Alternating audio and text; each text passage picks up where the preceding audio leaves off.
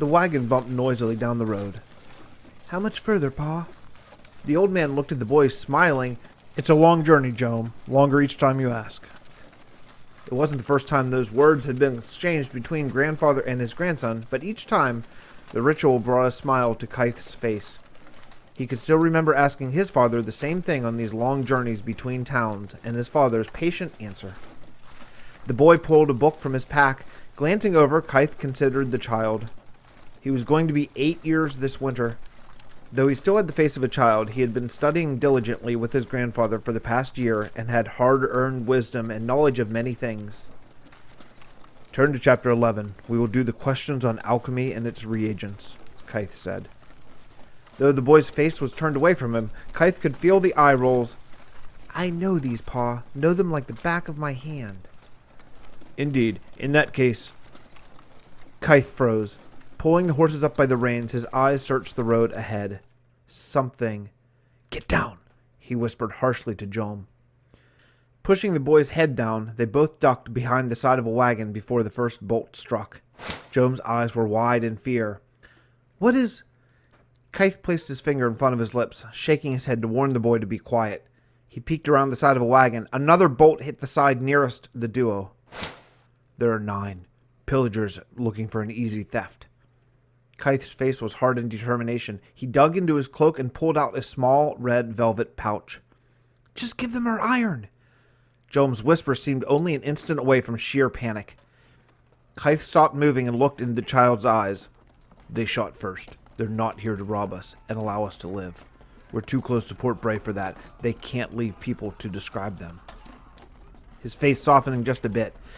"Stay here and keep your head down behind the cart." He dumped out the contents of his pouch. A few small vials of magenta liquid, 2 iron nuggets, and a single diamond. Another bolt hit the wagon, just inches from Kyth's head. The sound of the horses were getting closer. Kyth moved with quick, practiced motions, dropping iron nuggets in one vial and the diamond in another. Shaking them rapidly, Joam could see the metals dissolving in the solution. The child was beginning to lose all color in his face.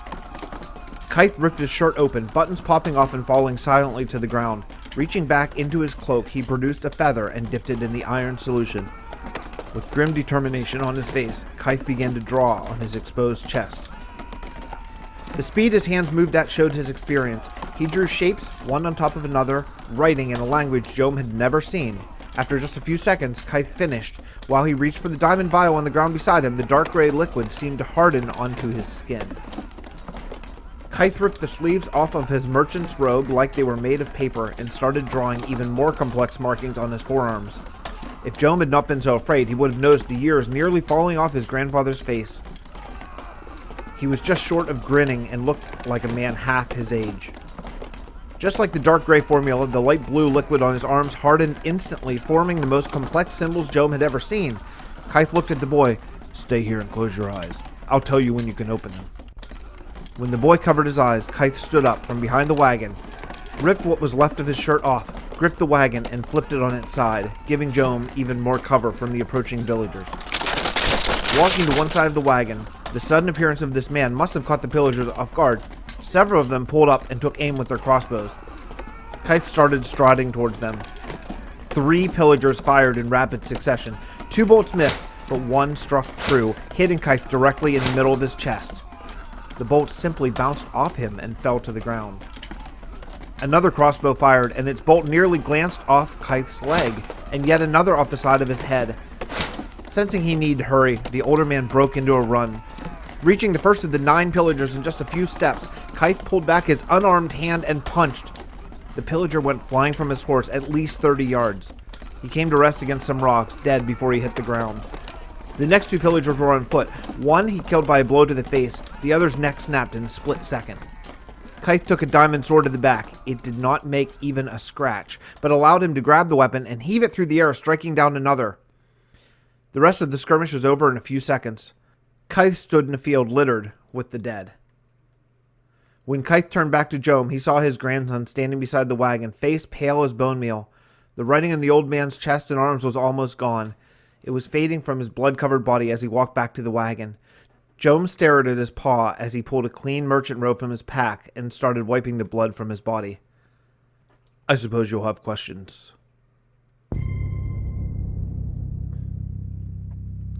Those are called runes. There are many different kinds, but the short end of it is they allow someone with the proper affinity and training to gain certain abilities for a short time. Kyth was sitting on a trunk he had pulled from the overturned wagon. His grandson Jones sat on the ground nearby. Kyth looked up at the darkening sky. We're going to camp tonight. Tomorrow we'll start walking. Without our horses, it will be several days' walk to Castle Caraway. How did... Joe made no move to gather a campfire. He had seen the impossible. Hush now, get the fire burning, and I'll tell you everything in the morning. That night, the grandfather and boy laid awake for many hours, counting the stars. I won't start at the end. If I'm going to tell you a story, then I'll start where all stories start, at the beginning. Kyth and Jome had woken early in the morning after a difficult night's sleep. For Jome, he had seen his grandfather struck repeatedly and yet suffer no injuries. He needed to know what his paw had done and how he had done it. Kyth was in a different mood. He had known for a long while this moment would come and had planned 100 ways to tell his grandson about who he truly was. Now, though, it didn't seem any of those well-conceived plans would work. He paused, breathing deeply. He had rarely ever spoken about his family to Jome before, and when he had, his grandson had been much younger. What do you remember of your parents? There wasn't really much to tell. Jome shook his head. He didn't remember much of his mother at all. She died shortly after giving birth, and his father, he mostly remembered him not being around. Kyth nodded, with a single, small, understanding look. This will make it easier in a way, because there won't be lies for me to skirt around. I can just tell you the way things happened and prepare you for what will happen in the coming weeks. I'll start with the hardest truth first. I am not your grandfather. Jome's mouth gaped. As he inhaled to speak, Kyth simply raised a finger. Jome, I will tell you everything, but this is the time that you will listen and try your best to remember all of it. I doubt I'll be able to tell it again. You must know this story, as it will tell you who you are.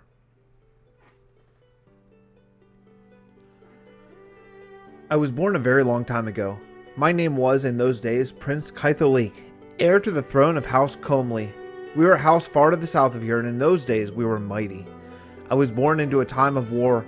The Nether War was being waged by all the known world, but not together.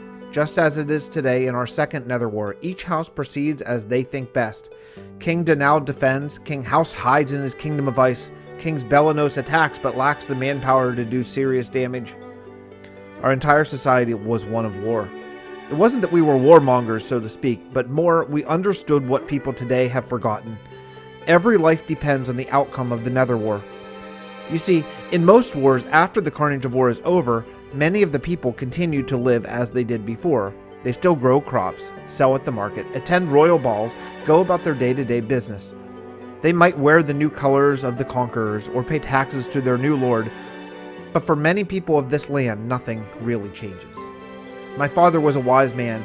He sent ambassadors to every kingdom in the known world to try to convince them that this war was different.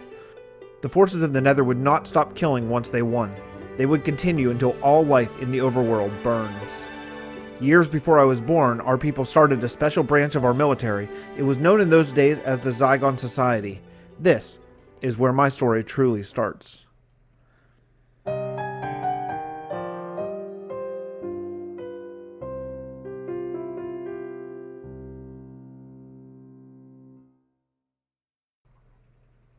I don't remember the testing. It was done to every child then, shortly after birth. My test apparently was surprising. My nursemaid's name was Taylor. She was anciently old and yet could keep up with me. She told me many times of the shock and surprise when I tested positive for several different rune abilities. You see, rune abilities are passed from generation to generation rarely. Each offspring has a small chance of inheriting their parents' abilities.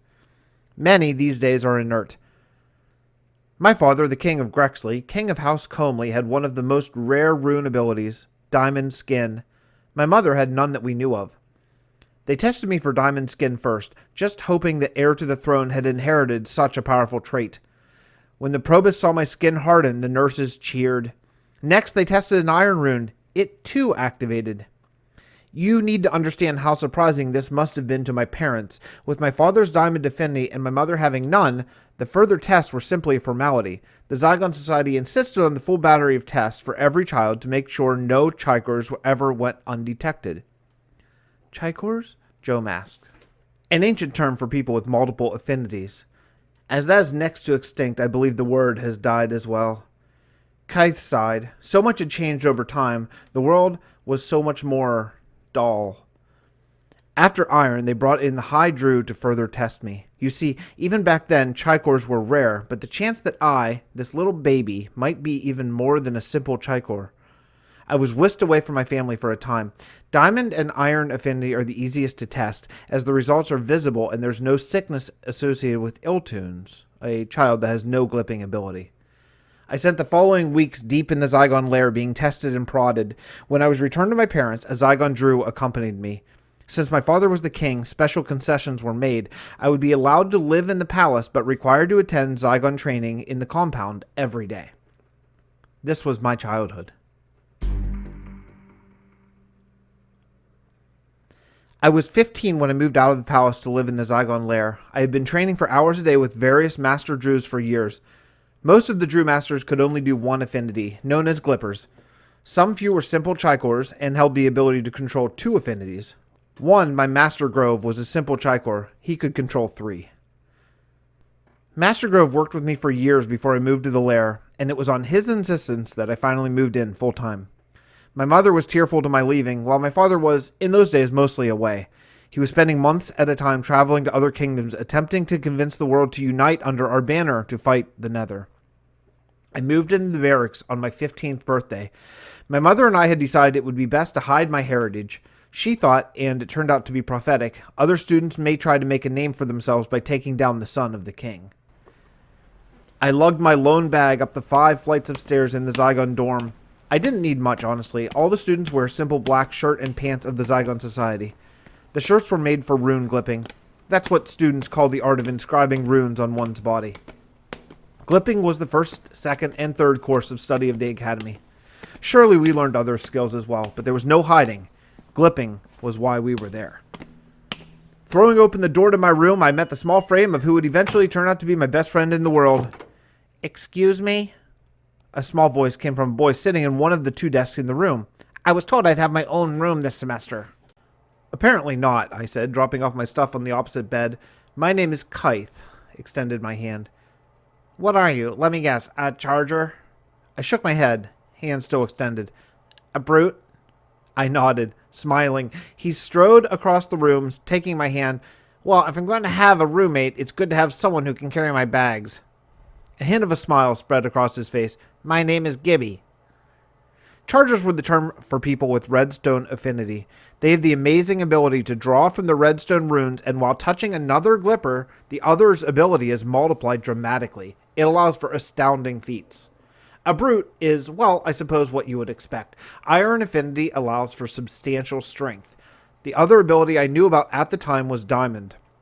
We diamond glippers were known as rocks. We could make our skin harden, bone be nearly unbreakable while the rune is active.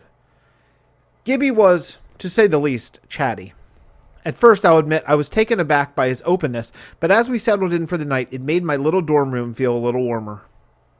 We stayed up late that night talking about the Zygon school, classes, his family, and very much about his ability, Emerald. My new friend was a con.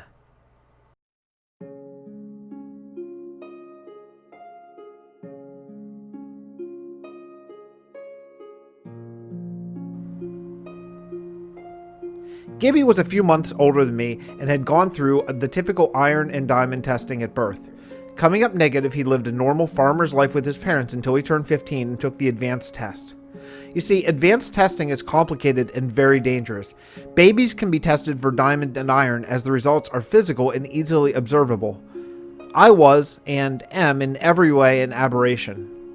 When I tested positive for diamond and iron, the Zygon probist took me away to the compound for further testing.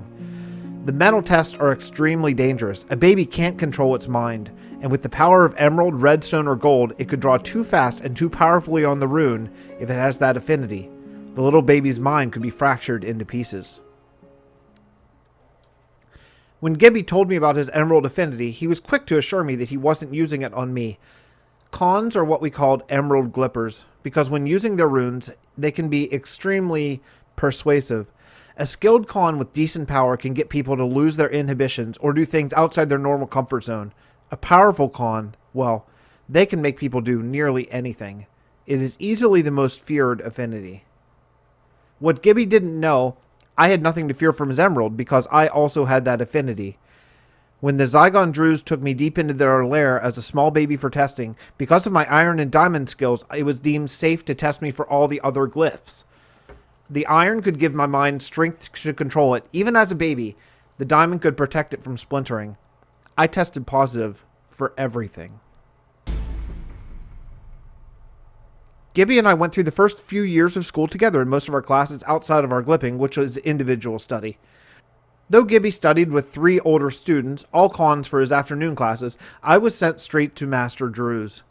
I still don't know if I would have studied with a Druid due to my family or if it was because of something unseen in centuries. I was a full Chikor. Only the Master Druze were aware of my multiple affinities, though only for a time. All became known shortly after my 19th birthday. Our classes took our first mission. We started at Endur's Rest. We were supposed to make our way to the Arbor Druid's home of Adri, where we could learn some of the techniques they use to grow their amazing trees that tower above the landscape. My classmate, Fredeo, was put in charge of the mission. Though it should have been straightforward, the 5 of us set out following a map provided by one of the Druze. On the 6th day, tragedy struck. We broke camp early that morning and set out through the forest. Part of the exercise was to avoid roads. I believe Druze were preparing us to move between kingdoms unseen by man or beast. Either way, by avoiding the road, it took us under the canopy of leaves. As we walked and joked with each other, no one saw the creeper emerge from behind a clump of trees. Fredeo and Choga were caught in the blast and immediately killed. Gibby was wounded mildly, and our other classmate Hef and I escaped unharmed. I cannot express to you how shocking this was. We had seen creepers in school in a very safely controlled setting. We knew they could be anywhere, but after 6 days of traveling, we had all slowly relaxed. Hef and I checked our friends' bodies for the map, only to realize the creeper had blown it up as well. We were totally lost.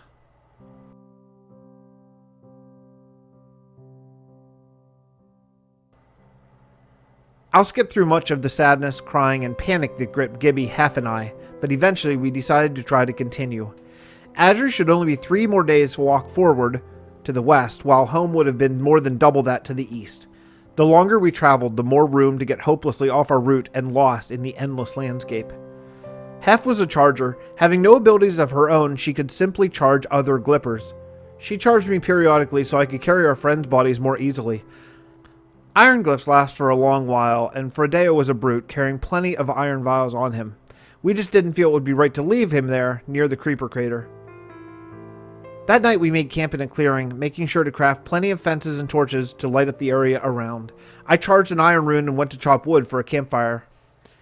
As I returned, pulling a felled tree behind, I heard so much commotion at the camp it was obvious something was wrong. Sneaking to the top of a small ridge, my heart fell. No less than 25 pillagers were standing in our camp, going through our things and burning our tents. Gibby and Hef were nowhere to be seen.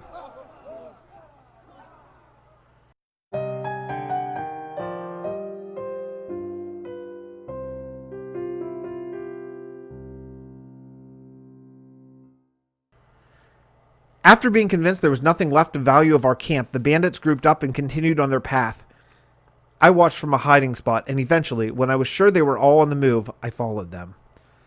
Stopping at the bodies of my friends Fredeo and Choga, I quickly searched them for all their vials. I was fairly certain I had taken all the iron vials Fredeo had, but Choga had what I really needed, her vials of gold.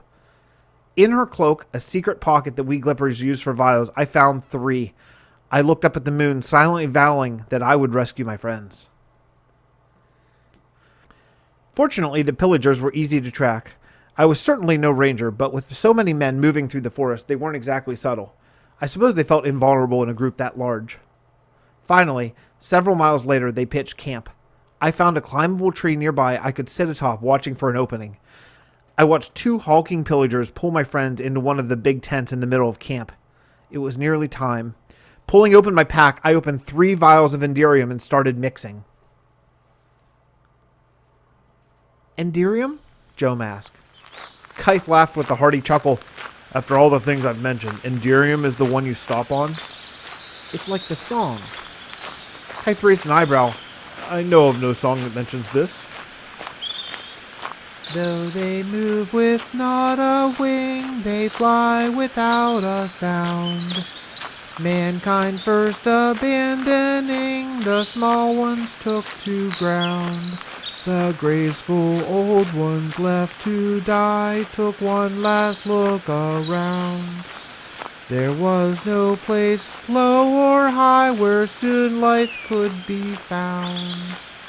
Cast the spell, the mighty mage, open up the blight.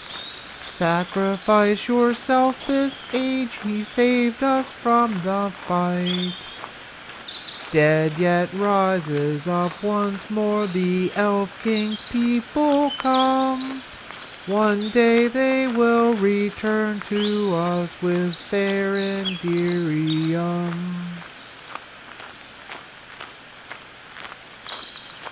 A long silence stretched between the old man and the boy. I've never heard that. Where did you learn it? Kyth asked. Sometimes in our long walks, my tutor will sing songs. She says she used to be married to a bard. It's a good song. Do you know the story it speaks of? It's a tale of man's betrayal, but it's not true. It's just a fairy tale. Kyth nodded. Fairy tale. Well, this is the Enderium from your fairy tales. Kyth pulled out another vial of the magenta liquid and handed it to the boy. Does it feel real to you? Joam quietly studied it. Where does it come from? It seems to glow. It does glow, if it's dark enough.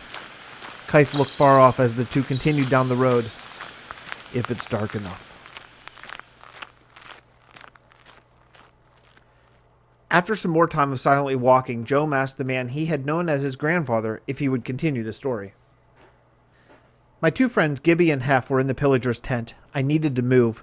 Quickly, I applied the gold vial first. It would make me move lightning fast, agile in unnatural ways, and be a very difficult target for crossbows to hit. After applying the gold to my abdomen, iron to my chest, and diamond to my arms, it was time. Gold glippers are known as dancers, for good reason. I moved with incredible speeds across the field between me and two of the pillager guards. They were hardly paying attention. They never saw me coming until my dagger slipped across their throats. Picking up the bolts from their crossbows with my iron affinity, I could throw bolts harder and more silently than their basic crossbows could shoot. I took out more than 10 before the first shout of alarm. Activating my full gold rune, I moved even faster, busting into the main tent, sending recovered crossbow bolts through chest after chest. There were far more pillagers than there should have been.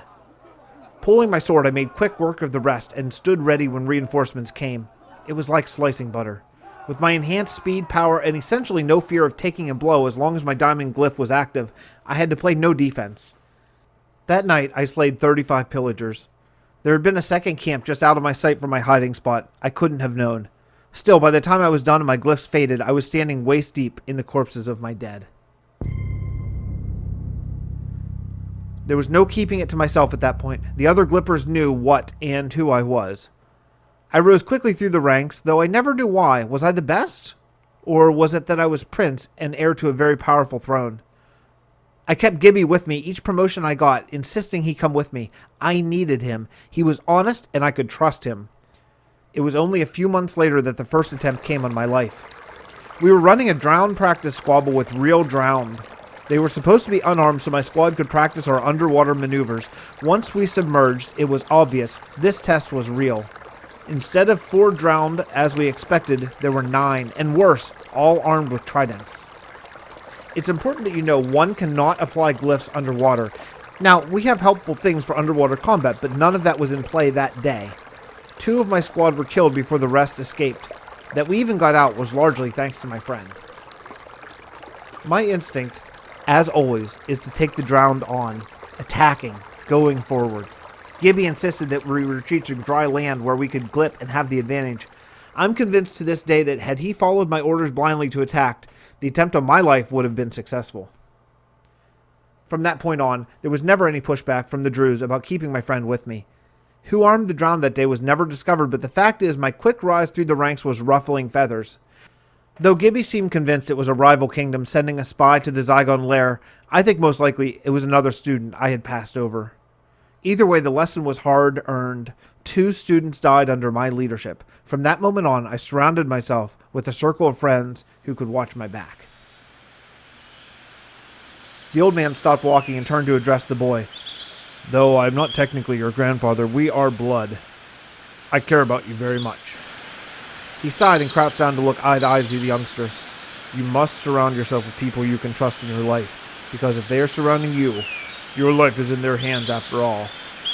I trust you, Pa. Well, Kyth, I suppose. Kyth chuckled as the two resumed their walk down the gravel road. Pa is just fine for me, Joan. If you're not my grandfather, how are we related? A long pause lingered between the two. Grandfather in a sense, though probably some 12 or 13 generations removed. What does that mean? I'll tell you, John. To understand how we are family and what that truly means, you must understand my story. For now, though, the sun is setting and we should make camp. Let us move off the road. The following morning, the two broke camp and started down the road early. I believe we can make it to Castle Caraway tomorrow, if we make good time today. I can walk faster with a good story, Pa. Kyth smiled and took a breath. I passed the Drew trials shortly after my friend had been ambushed by the armed drowned. For most students, a trial is a one-day affair run by your primary teacher. For me, though, it stretched for 7. As each of the Drews were allotted 1 day to test me, both physically and mentally, it was exhausting. The hardest day was the 7th. It was my bone trial. It was done in secret, as that ability, at the time, was forbidden. I don't know if it is even known this age, but then it was feared. That trial was so difficult, I was recovering for a week. Still, though, not to brag, truly, there was no danger of me failing. My 2 closest friends, Gibby the Con, and another student I had grown close with during my last year at the Zygon Society, Thom. Thom was a charger and had a tough time with his trial. He wasn't as gifted as Gibby or myself in glipping, but oh my god, he could shoot an arrow. The 3 of us were quite a team. After passing our Drew trials, we spent the days training both ourselves and students, and our nights drinking at May's pub. It was there, in fact, I met your and so on, grandmother. Her name was Jomi. She and I hit it off immediately, and I became infatuated with her. After only a few months, she became pregnant with our child. I was overjoyed, but at the same time fearful to what kind of world my child would live to see. We were wed at Castle Grexley, inviting the whole kingdom to celebrate. The Zygon Society attended in force. Oh, it was such a celebration. Both a royal wedding, heir to the throne, all in one. In fact, it was at my wedding feast that I first heard of the meeting. The Nether War was raging and it was going poorly for man. The elves and dwarves had left us. A brutal attack on Port Bray had just barely been beaten back. The rumor is some thieves planted TNT under a zombie pigman command, saving the city for the time being anyway. A meeting was called. The entire Zygon Society was required to attend. I cannot express to you how odd this was. In my many years at the Zygon Lair, there had not been even one meeting requiring students, Drews, and faculty to attend. Grandmaster Lawson addressed us. Prince Rydar Barkin. He nodded over his shoulder to the man sitting in a white military uniform behind him. Is organizing a force to take on the Nether. We cannot discuss the plan, except in that we believe it has a chance to work. It may even end the war entirely. Prince Rydar has requested our most powerful Drews to accompany him in the gambit. There is no guarantee of a return. Hands raised all over the amphitheater, but the Grandmaster shook his head. I cannot answer any questions whatsoever. The prince stood and approached the lectern. I realize what this sounds like. A strange man walks into your lair and asks the bravest and best to accompany him to war. It is true. I am asking you to come with me. I cannot tell you any of the details until the moment we go, but I can tell you this. I believe in this mission. I believe it will work, and it will end the war. We must do this now, because I also believe the war will end soon if we don't, but not in our favor. The Nether army is relentless. They know of no retreat, no fear, and have the ability to open portals anywhere in the world with no warning. It is impossible to fight the enemy who can attack you from any direction at any time. What's the point? A random voice came out of the crowd. The murmurs began to grow louder. Grandmaster Lawson started to call out to silence them, but the prince stopped him with a simple glance. This man knew how to lead, I thought. My gambit, though I cannot share details, will not only end the war, but it will end all future wars. If it works, and I am confident that it will, the zombie pigmen will never attack us again. The people fell silent. In that moment, I still cannot explain what happened, but I found myself standing and walking to the line. My vision was blurred by the images of my child burning at the hands of the pigmen. Just a few short weeks after that, Gibby, Thom, and I entered the Nether.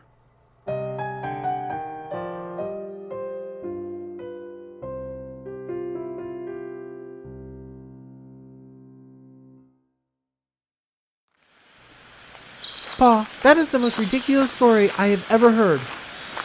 We all know of Prince Rydar's Nether invasion. It was only the singular most important event in human history, but it was almost 400 years ago. Joam's face fell from amused to angry. We've been walking this whole time, and you've just been feeding me a line of zombie rotten flesh. Kyth raised an eyebrow. There may be some things in this world, Joam, that in all of your 8 years you don't yet know of. The gentle ribbing seemed to have the desired effect of dampening Joam's anger. Well, how could you have been part of Prince Rydar's gambit? What, are you 400 years old? 425, actually. Explain, demanded Joam.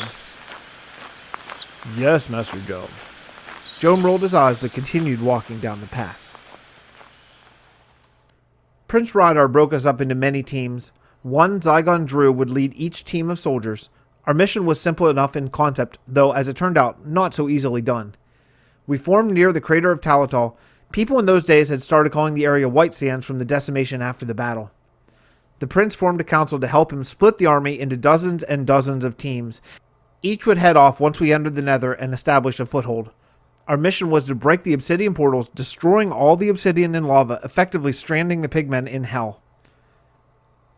After breaking each portal, each team would continue to the next portal site. Every block of obsidian must be destroyed. If we left even 10 single blocks of obsidian in the whole of the Nether, they would be able to form a new portal and invade. We knew of 52 different portals before going in, but there could be dozens, even hundreds that were unknown. Scouting parties would be sent in all directions, searching the red landscape for any sign there might be a portal. The council was made up of 3 half-elves from Endur's Rest, several of Port Bray's most highly decorated generals, and 7 of us from the Zygon Society. The prince took notice of me early on. I'm not sure to this day why. He never treated me differently in front of the others. Often, he would ask me to stay after the many, many meetings we had to discuss strategy. It was in one of those meetings that we decided on the failsafe. If we left a portal open for a return trip, the pigmen could one day find it. All the portals would have to be closed, and this would have to be a one-way trip. It was decided once we crossed into the Nether, the first portal would be destroyed and we would break apart into teams. We moved to the next phase, keeping this plan a secret, known only to the prince and myself as we moved to a small hamlet to the west for the final staging area. The men were training most of the day, using the rest of the day to gather supplies. We knew little of the Nether in those days, but what reports had come out of the Hell Dimension reported barren wasteland made up of netherrack. We would need to take all the wood, iron, food, supplies that we would ever need. Finally, after weeks of planning, training, gathering supplies, it was time. Prince Rydar addressed the army. I'll be frank with you all. We are going to lose. Many have suspected it, some believe it, but I, as well as the leadership from Port Bray, Caraway, Endur's Rest, and the rest of our allies, know it to be fact. In a short number of years, if the war continues as it is, humanity will become extinct. The enormous crowd grew restless. I could see people glancing at each other. The prince had just confirmed the feelings in the pits of our stomachs. I believe this is our last best chance at victory. Prince Rydar laid out our plan to the army. So much had been kept secret, if someone with detailed knowledge of the plan were to be taken captive, it would fall apart in minutes. Surprise was our only advantage. Now, with our departure imminent, it seemed it was time to make the plan known. I want to be completely honest and clear with you all. This will be a one-way trip. If we are successful, there will be no portal to return through, and we will likely be hunted and killed by the stranded pigmen. If we fail, we, along with all we love in this world, will follow us into the afterlife. The prince looked out at the thousands of men under his command. I will not order you to follow me into hell, but if you want to return to your families, now is the time. No man here will look down upon you. If you stay, we will march into the Nether and into the stories of legend. Today is the day that we will win. No sound but the wind gently growing across the plains of grass followed the prince's speech. There was no cheering, no stomping, nothing but the breeze. Those things are done in stories. These men, my friends, knew they were going to die. The prince paused, waiting for anyone to break ranks, yet not one man did. He glanced at me and with a small smile, nodded for his men to light the nether portal. We began to move. The prince was the first through. I followed him along with most of the war council. A few, including my friend Gibby, remained to make sure everyone made it through the portal. This was one of the most perilous parts of the plan. If there was a pigmen outpost or patrol nearby, we could be discovered and before even starting, fail. Fortune smiled on us that day. Immediately the brutes activated our iron glyphs and started digging. We would leave no trace of our entrance to the nether and operate from deep underground, under the netherrack. Crate after crate of iron, diamonds, food, lapis, wood, and more came through the portal. It was an operation unlike anything ever done by humanity. Unfortunately, cobblestone generators will not work in the end, so we had to begin smelting netherrack into brick immediately to start building. Our biggest fear was to be assaulted by the pigmen before we split up and began the portal attacks. With hundreds of builders working around the clock, our underground base grew quickly. We had sleeping quarters, dining halls, enormous gardens for our food supplies, war chambers with training barracks, and much more in just a few days. It was an astounding work of craftsmanship. We had one final meal together before it began. The prince and I sat together as we usually did, along with Gibby, Thom, and a half-elf who had grown close to us named Gilda. She smiled at Prince Rydar. You know, my great-great-uncle is partially responsible for this mess. The prince raised an eyebrow. Gilda laughed. My great-great-grandfather's brother was Gamir. The prince's smile faded. Gamir had been the one survivor from the Battle of Talatal. He escaped and took word of man's betrayal to the Wood Elves. If that news had never escaped, the elves and dwarves most likely would not have abandoned man. You blame my uncle? Gilda's smile remained, but her eyes were watching the prince's reaction closely. It was his duty. Prince Rydar paused. Perhaps what we do tomorrow will set right an offense made many years ago. Perhaps. The group watched the dining hall for a time before Gilda once again turned to the prince. I will follow you. I believe in you, but I'll be watching you as well. I interjected. Prince Rydar has done nothing to cast doubt on his honor. It's in my blood, Kyth. The prince turned to look at me, kindness and perhaps a touch of sadness on his face. It was almost 200 years ago, before House Danau and House Finnick marriage. Prince Castian led the grand army of men and failed to attack. Everyone knows the coward Castian at Talatal, Rydar, I said, waving my hand. 200 years is a long time. Time enough for people to forget. Time enough for a few iron ingots to change hands in the order of man, and copyists could neglect to mention certain facts in their history books. You may be surprised at how few men control what history says by simply copying books. I don't understand. Castian was his first name. He was placed in command by his father, King Finnick.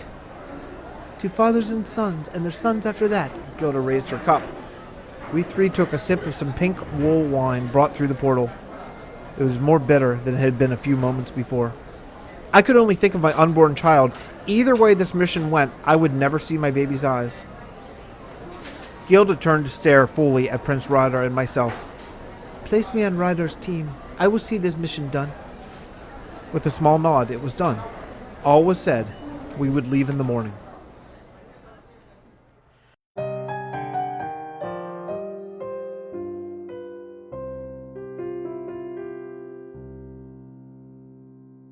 Gibby, Thom, and I set out early the following day. Maps had been drawn from the many scouts we had sent out. We would lead a detachment of 21 men. Most other companies were substantially larger, but with 3 Druids, I deemed this number to be sufficient. Each company had 12 hours to arrive at our first portal, dig in, and wait. We would all attack at once. Our first portal was shockingly unguarded. It was a small outpost of 3 pigmen. We quickly dug a small hole nearby and waited for the clock. When the time came, it was over before it began. Thom put 3 arrows in their throats before the rest of us could move. Gods, that man could shoot. I set the men on breaking the obsidian portal, just hoping the other companies had such an easy time. After all 14 blocks were broken and dropped in lava, we quickly moved to our next target. The clock was ticking now. Once word got back to the Blaze Overlords of what we were doing, they would certainly act quickly. We had to be faster. I had volunteered us for the largest portal count of 12. The first 5 went quickly, each barely guarded. It seemed the pigmen weren't expecting an invasion of any kind. We still had time. At the 6th portal, things got harder. We arrived feeling quite confident, only to see a full pigmen keep. To describe the structure, it was like something out of a nightmare. It had the same basic parts of a castle built by men, but distorted, like a child's doodle. The towers leaned, the portcullis was too high and off-centered. Most distracting, though, were the many pigmen wandering around. Thankfully, they didn't seem to be on alert. We would need to move quickly, so I ordered my men to stay on alert should the moment come when the alarm sounded. I opened my Drew shirt and started to mix my Enderium. With my own redstone charging my iron, diamond, and gold glyphs, I moved. With a fully activated gold glyph, time seemed to slow for me as I saw Thom's first arrow sail over my head. He was so fast, before the arrow hit its mark, I could see 2 more behind it already airborne. I skipped the first pigman who had an arrow headed towards its chest, moving at blinding speed, and beheaded the one behind it. Zombie pigmen were dropping quickly, but there were so many. My gold rune was almost gone already. Using so much redstone to draw upon it was costly. Time started to speed up and resume its normal flow for me as I felt it fade completely. I felt my first blow from a pigman's golden sword glance off my back. My diamond and iron runes were holding strong. I turned and pushed my sword through its chest, impaling it right through its golden armor. My men charged up the small hill. It erupted in fire. No! Looking up, I saw 3 blazes floating above a wall. They must have seen me and were waiting for the larger attack. Running as fast as my iron-charged legs could carry me, I sprinted up the stairs. Iron can slightly increase your speed, but it's nothing like gold runes. Killing several pigmen, I ran up the stairs. I rounded the corner and came face to face with the first blaze I had ever truly seen. It tried floating up out of my reach, but I leapt up, flaring my iron rune strongly, charging the muscles in my legs. With a single slice, the blaze broke apart into fire. I landed and turned to the 2 remaining blazes, still raining fire on my company. I took them out quickly and looked at the destruction below me. A few pigmen were fleeing across the netherrack below, but Thom was on it. He was already drawing arrows. I didn't need to wait to see them land. The toll was high from this portal. I ordered a few men to break it and destroy the obsidian while I gathered the bodies of my men. I lost 8 men in that battle. 2 were severely injured. Prince Ryder and the War Council had decided we would burn our bodies of our dead. Allowing the lava to consume them, there would be no way to return to the overworld and not enough dirt to bury them in our camp. We set the 8 bodies of our dead into the lava lake, and I sent the 2 wounded men back to our spawn camp. We were now 11. Gibby, Thom, and I shared dinner that evening. We had broken 6 portals of our 12 in the first day, but lost half our company doing so. Time was running out. "We need to break apart," Gibby told me, not for the first time. "They're going to be alerted and send their own teams to the overworld." It was our biggest fear. If they sent pigmen into hiding in the overworld, they could gather obsidian any time and reopen the portals. We had to make sure to trap every single nether operative in with us. "And if a team of 3 soldiers finds another keep, they'll be massacred," I retorted. Gibby is right though, Kyth, Thom said in a soft, grumbly voice, always calm. "The other teams may be meeting at the final portal by now. We have 6 to go." 5, I corrected. The 6th is the final one. "Okay, 5. Thom exhaled. "We're not going to make it." "What's the slowest part of these attacks?" I asked my 2 friends. "The obsidian. It just takes too long to break, even when you pitch in." Gibby winked at Thom. It was true, I hadn't done much in the way of breaking those damn purple blocks. There had to be a way of moving faster. "We need to run," I said, staring off in the redness that stretched in every direction. "Here's what we need to do." I laid out my plan to my friends, who agreed eventually, and we started off. We ran to the first of 5 remaining portals, defeating the pigmen quickly, and left the 3 slowest members of my company there to break it. It was a gamble. Those three in particular were not the most skilled warriors. If another force of any size came upon them, they would be finished. But it had to be. Time was as much our enemy as the damn pigmen. The next portal was left unguarded. I left 2 there and 2 at the next one, running faster each time as we left the slower members to break our portal to return to the spawn camp. At the second to final portal, there was a small lookout tower with a detachment of pigmen and a single blaze. I charged my rooms and took them out quickly and quietly. "Gibby, I need you to stay and break this one with our last soldier," I told my friend. "We only have 2 left. I'll stay with you." "You're my best friend, but your work with the sword is, well, Gibby, your words are sharper than your blade." Gibby looked dejected but shrugged. "You're the prince, Kyth. I'll do as you command." "Gibby, it's not like that. I need to know you're alive when we go for the final portal." He nodded and shook my hand. "Go finish it, Kyth." With a small nod, "I will." Thom and I started running. When we arrived at our last company portal, there were 5 pigmen stationed nearby. For whatever reason pigmen do anything, they formed into a line. "Training?" I asked Thom. I don't know anything about them training in formation. Thom grinned, "Let me," and pulled his bow tight. I can't oversell the sheer magnificence of this man. He fired 5 arrows, each hitting its mark in the blink of an eye. My friend was amazing. We walked across the plain to the portal. "Thom, I need you to do something for me." "Anything, you know that." "First, charge me with all your redstone. I'll need it." Thom immediately did what I asked. It wasn't out of the ordinary for me to ask for a charge. Well, I could charge myself. The redstone charge from a trained simple glipper was an awesome power, one that would last for a long while. "Do me one more favor." Thom looked up, hearing the hesitancy in my voice. "Go through before I break it." He stopped and looked at me, eyes searching for a joke he wasn't getting. "This is a one-way trip, Kyth. We all agreed." "I have a child, Thom. I have to stay here to see this through, but you can go protect it. If we fail, you can give it more of a chance. If we succeed, you can teach them how to live in this world." He shook his head, but I was, in the end, his commander and his friend.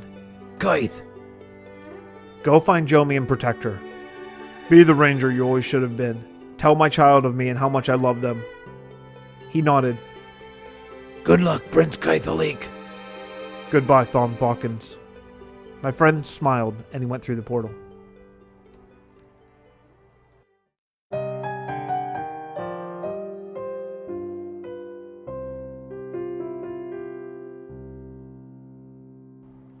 I went quickly to work, breaking the nether portal before running. Using just a small fraction of Thom's redstone charge and a full gold rune I applied before setting out, I could move like lightning. I heard the sounds of battle long before I saw it. Leaping over a small lava pond, I climbed a cliff. A full war was raging at the final portal. This was the main portal inside the pigmen's capital city. I ran through the rear of the army of men, searching for Prince Rydar. I finally found him, fighting alongside a half-elf Gilda. He smiled when he saw me. I pulled him back. "We need to counsel." The prince, Gilda, and one commander from Port Bray's army, Sergeant Ward, were the only remaining members of the council. "What's happening here? This attack wasn't scheduled for hours yet," I asked Rydar. "We were spotted. They sounded the alarm and forced our hand." "It doesn't look as if we're making progress," I said, scanning the hills along the battle lines. "We have maybe 120 men left. No Druze until you came along," the gruff sergeant spit. Rydar turned to me. "They have too many. Their lines aren't moving." "I'm out of Enderium." I turned to find a nearby boy. "Get my gear bag." As the boy disappeared around the corner, I turned to see what was left of the council. "I can do it." Rydar asked, "What do you need of us?" "Are we reasonably certain this is the last portal?" The council nodded. "As certain as we can be, given..." The old sergeant gestured into the chaos before us. "Send the remaining troops to the front. Make it look like we're trying to break through." I looked hard at Sergeant Ward. "You must empty our ranks. Show them this is it, our final push.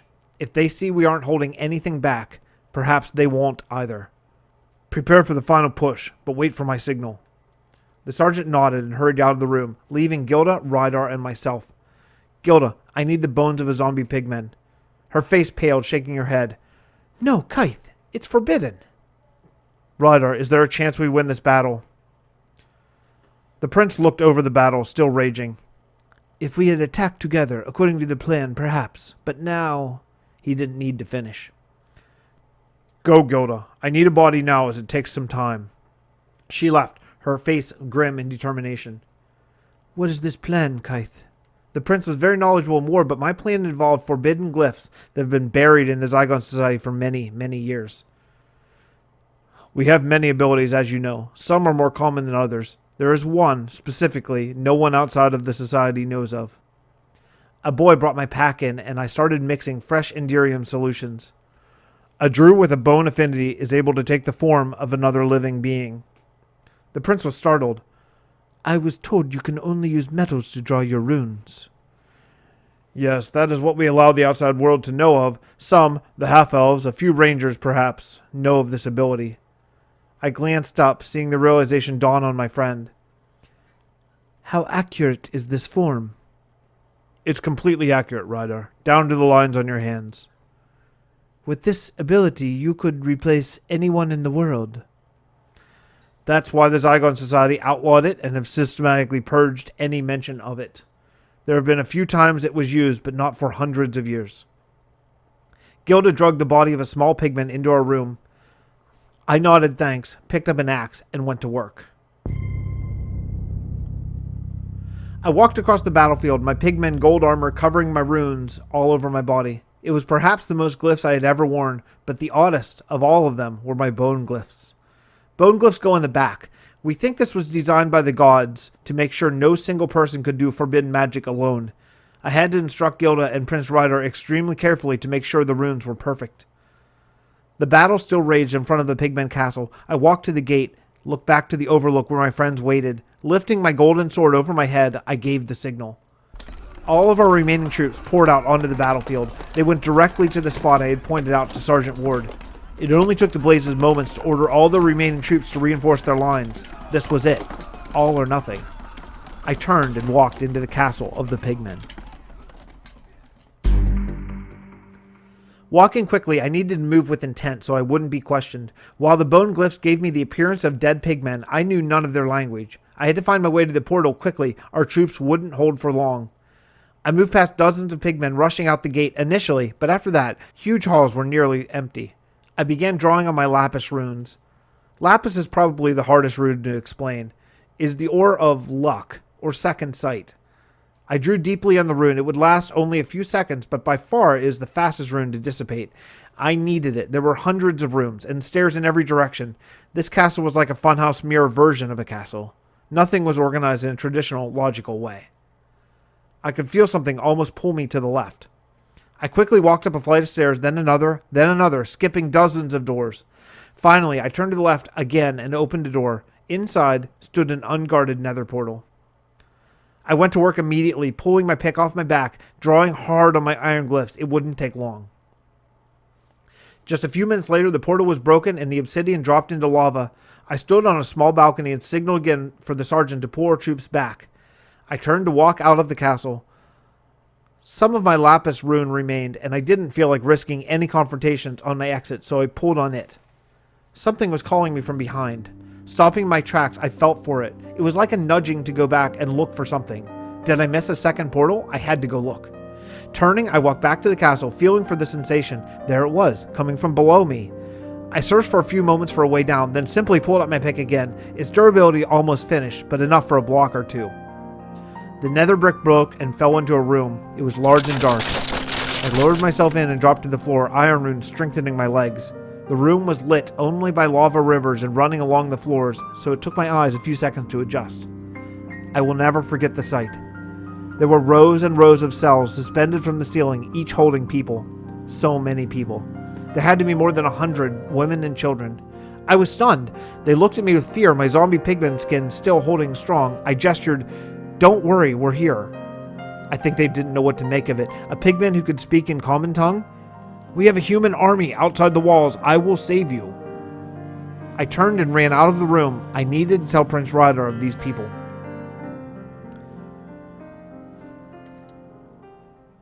What was left of the council sat in our spawn camp. After the army retreated, the pigmen gave chase for just a bit before returning to their castle. "How many people were there?" Gibby asked. "At least 100. We need to find out what their plans are. I answered, looking at my old friend. Take some emerald and go talk to a pigman prisoner. Then another after that. Keep going until one of them will tell you what's going on. Gibby stood and left. He had studied a bit of the pigman language at the Zygon school and could con them into talking if they knew anything at least. The room was somber, especially considering we had actually succeeded against all odds. All the nether portals had been closed and destroyed. The zombie pigmen blazes and their minions would be trapped in the nether forever. I looked around the room. The prince was leaning on me for guidance, but I could feel my bone glyph running out. My pigman skin was still on, but I knew when it faded, I would collapse from the sheer exhaustion of her holding it for so long. I will need to recover for a time, I said to the room. I'm sorry. Try to wake me when we are ready to move. One of Ryder's aides helped me to my room, and I passed the skin off me and fell into a deep glipper's sleep.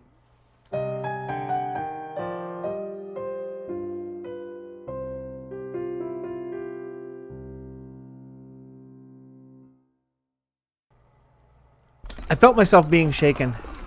Kyth, we need you! Opening my eyes slowly, the world came into focus. How long was I out for? Please come. Gibby stood and helped me up. Well, what's happening? Coming out of Glipper's sleep was so disorienting. The prince has been wounded. We hurried down the twisting hall of our underground base. Wounded men were being carried past me, heading towards our healer's room. What was going on here? We couldn't wake you. The prince insisted that we went without. What, where? The world was moving too fast for me. I felt half drunk and still half exhausted. To free them, Kyth. The prisoners. Gibby's jaw was clenched. I knew my friend well enough to know he must have argued against going without me. We entered the prince's chamber and he was lying in his bed surrounded by aides and friends. Move, I commanded. A gap separated as they saw me enter. Why didn't you wait? I asked my friend, kneeling beside his bed. The sheets were stained red with his blood. He had been bandaged, but from the looks of it, the wound was severe. I couldn't, Kyth. They were suffering. Tortured. The prince closed his eyes, wincing in pain. Glancing up at Gibby, he nodded, confirming my thoughts. He must have gotten that info from one of the pigman prisoners. The head healer looked across to me from the other side of the bed. His face was tight. He shook it slightly. The meaning was clear. Ryder must have known that as well. He struggled to sit up. Get me a scribe, quickly. Though in such pain, his voice still firm and resonated with the leadership that had been bred and refined for years.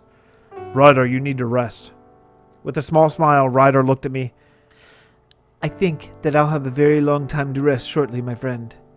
He took a sip of water from an aide. The requested scribe hurried into the room and the prince spoke. He spoke slowly and carefully so there wouldn't be any misunderstanding. We knew when we entered this hell that it would be a one-way trip, and so it is. The venture was the greatest thing mankind has ever done. We few sacrificing our futures for the entire future of the human race. Succeeded.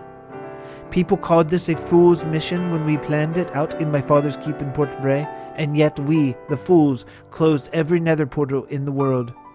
Your families will live long and happy lives thanks to what we did. It seems though I will not be able to continue this journey with you. Though our first mission is over, our family's safe. There are people here who need us. Kyth has proven himself time and time again in this conflict. He has my trust and my friendship. Follow him, go and rescue our brothers and sisters from these beasts, and live out your days. Prince Ryder nodded to the scribe who was finished, and he looked up at me. Kyth, you must save them. There were more pigmen in the castle than we knew of. I fear our losses were substantial. They must have gotten reinforcements from somewhere. I'm sorry. I should have waited. I smiled down to my friend, his energy fading.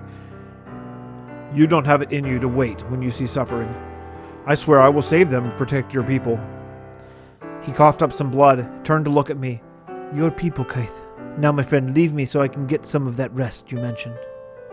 We embraced and I left him. The prince died a few hours later.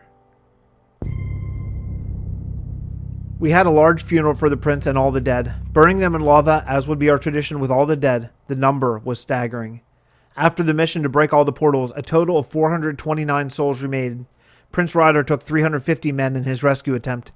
Gibby told me the men who returned numbered less than 80. I convened my first war council. I sat at the head of the table, Gibby on my right, Gilda on my left. General, formerly Sergeant Ward, and the first Tior Sage Fornad, a human who had shown great courage in the battles, Lincoln Eris. Tell me everything I missed. Yes, Your Majesty, General Ward said. Your Majesty sounded so very odd to me.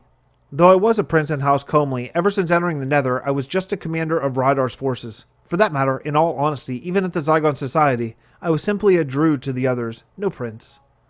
We moved against pigmen from the east, having looped around the rear entrance of their castle. We saw no scouts, heard no alerts, and had no reason to expect they had been reinforced. Ward paused. I nodded for him to go on. It's my fault, my lord. I didn't recommend patience and more scouting. It's all right, General. Prince Rydar was many things. Patient was not one. Please go on. We decided that fast, sudden attack would be best. It had worked for our initial portal attacks, and perhaps they wouldn't be expecting another attack so soon. We ran through the gate guards and well into the castle before they unleashed the full counterattack. They were prepared for us. They allowed us to proceed in the castle, resisting hardly at all until we were bottlenecked inside the halls. When the pigmen came, they came in force. Pigmen from the front and rear, while blazes rained fire down us from above.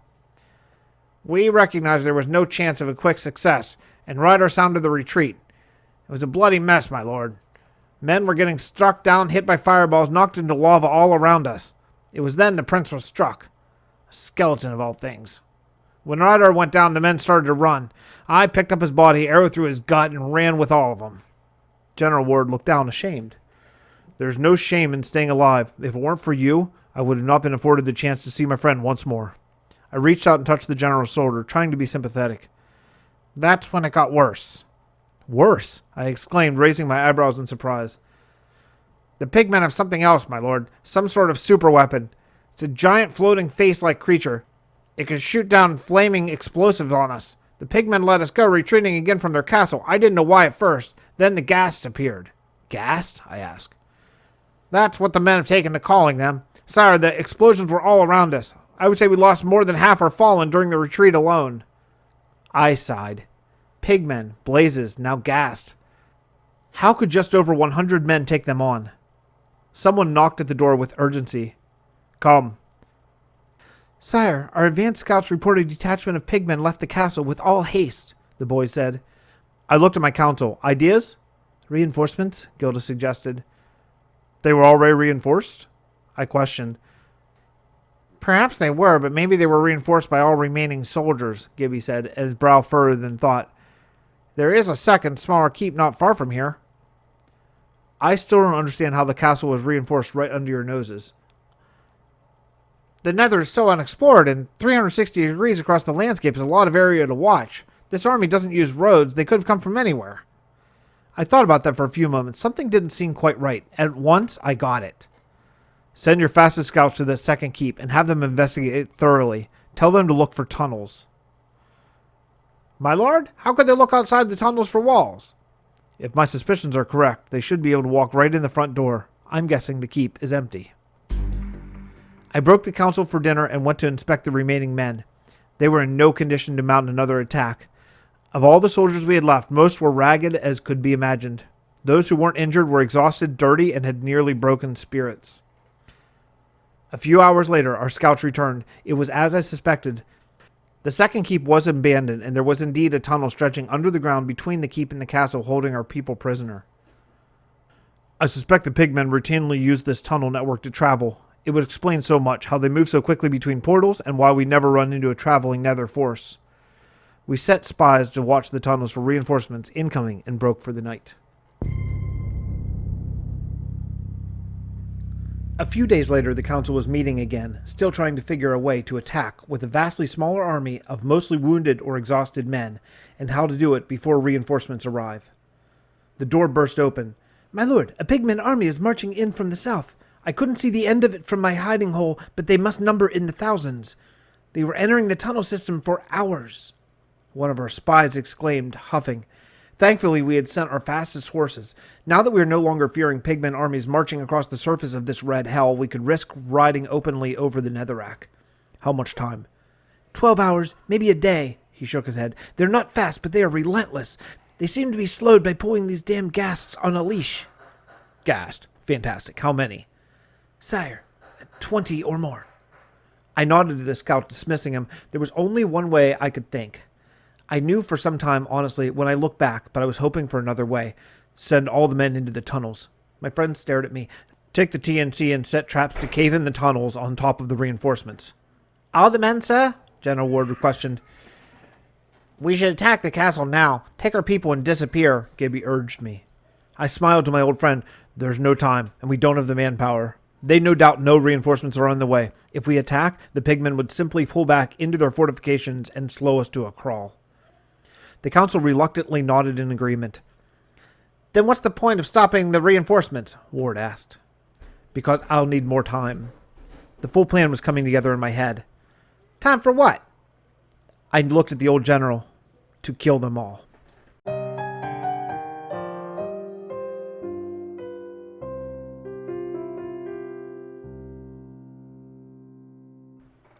Okay, Pa, I'm sorry. This is a great story, but now you're pulling my leg. Your plan was to take on the whole zombie pigman army alone? Joe asked. The pair were walking slower now, the sun starting to set. The day had been a long one. I don't think we'll make it after all. Kyth laughed to himself. You know, in my younger days, I could have made this in half a day instead of 3. Sure, back when you were taking out our whole armies alone? Kyth eyed his descendant. Are you doubting my story, Joe? The boy paused. I want to believe it. I mean, I saw what you did to those pillagers, but a whole army? It just seems... Let's camp here. We'll need fire tonight. Kyth interrupted. I want to finish this story before we arrive at Castle Caraway. You need to hear it all. I wonder if he's been moving slowly on purpose, Joe wondered, but said nothing.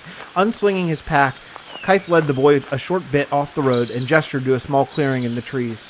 The two made camp, lighting a fire and cooking a pig Kyth shot nearby. The night was a cool autumn evening and the wind had a chill. Joe moved closer to the fire and Kyth took a breath. I sent the army into the newly discovered tunnels right away. They would need time to scout around and find the best spots to trap with our TNT.